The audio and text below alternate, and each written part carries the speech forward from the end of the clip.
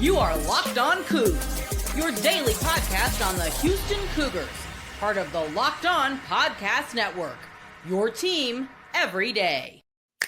Before we get into the Locked On Cougs here, and this Big Ten proposal is all over college sports stuff everywhere, and I think a lot of people are okay, but like Big Ten's dumb. We get it. How does this hit the Big 12? And I think this is an interesting play by that Big 12 because it's another level of enticement. It's entirely a gigantic trap.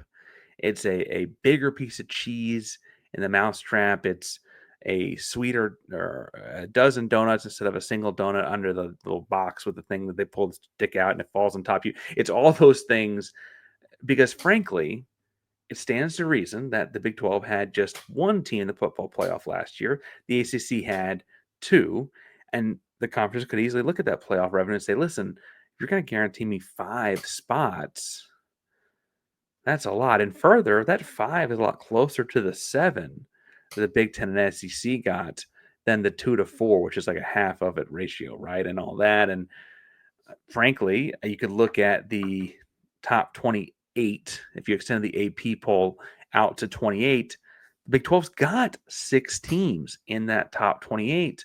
So maybe this is worth it for the Big 12, right? I mean, you're essentially saying we can get those 5 teams in plus an at-large team potentially. We both can reasonably say that TV executives picking this will probably not pick a Big 12 or an ACC team for that 6th team. They'll probably take an eighth Big 12, an 8th Big 10 or an 8th SEC team. But I digress. Last year in this model, you'd have had Arizona State, Iowa State, Colorado, BYU, and I believe Baylor would have won the tiebreaker. Tech and TCU each had the same record, but Baylor beat both of them, so I think that would have been your 5th team in. I don't know, right? And that sounds great, right? Hey, look, that's 5 playoff teams. I think Baylor and BYU probably would have beaten more people than people realized. Iowa State's a program I got a lot of respect for as well. Totally cool, right? Totally cool.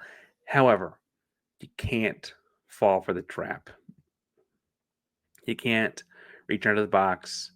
You can't go for the cheese.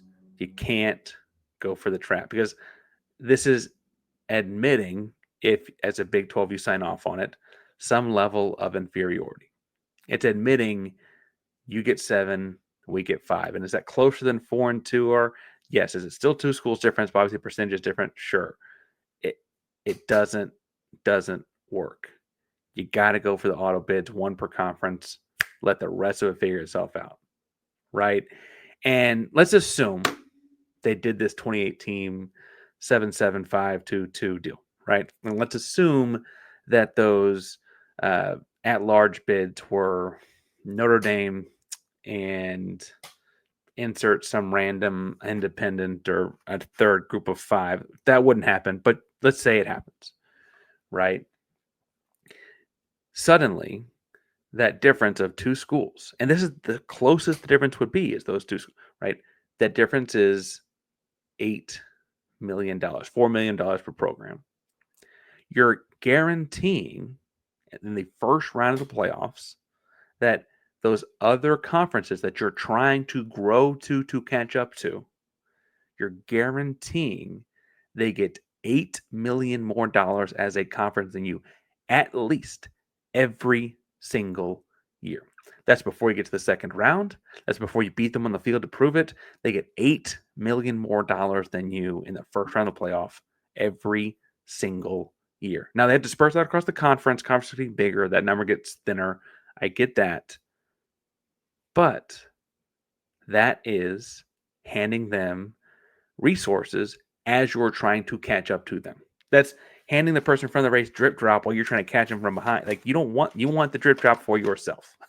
You want the resources for yourself, right? And this is really the Big Ten trying to get the SEC to agree. I outlined that earlier, but I'll say it again. Frankly, the way the college football playoff is set up, any adjustment to it will come from those 2 conferences in consultation with others, right? And so they just have to have some way to show that they consulted with, and they don't have to get 100% agreement from the ACC and the Big 12 and so on, right? And frankly, if they took this to court and Brett Yormark was as firm as if they tried to push this and Yormark was as firm as he was with the 5+11 model over the summer, which I'd imagine he would still be because the same principles should apply. I'd imagine Brett Yormark, the Big 12, the ACC, I imagine they sue and this gets tied up in court and doesn't happen for a while, right? And last but not least, I think that the importance for Houston here needs to be specifically examined because this is the table getting set for Houston arriving, right? 10 years ago, won a Peach Bowl 10 years ago, right? 10 years ago. Hey, we just got to win the group of 5.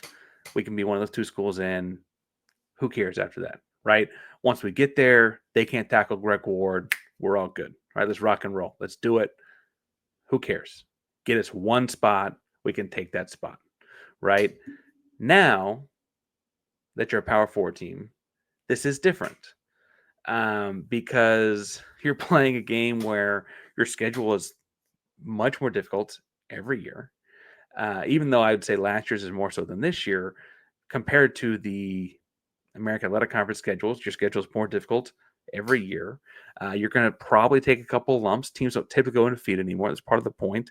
And moreover, you're getting better as a program as the tables are changing, as the tides are turning, the leaves are falling, whatever you want to call it.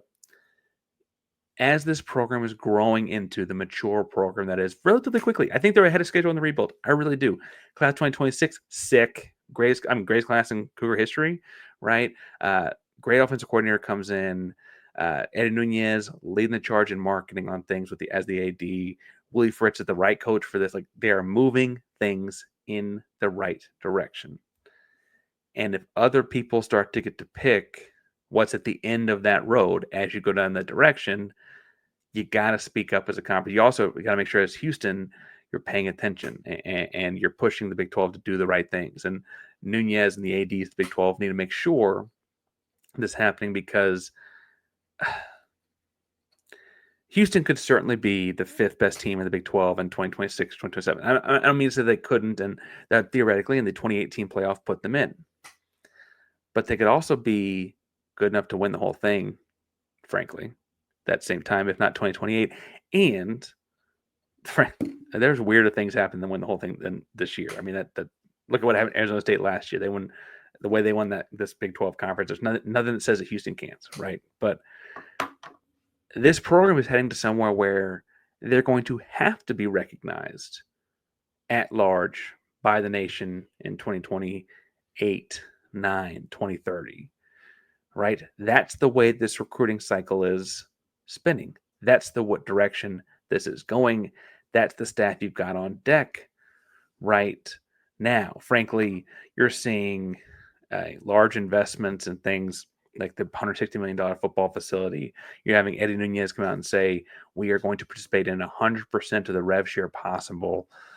You've got all these things happening as the scene is changing. You got to make sure the scene's not changing in a way that hurts you for being a Big 12 school.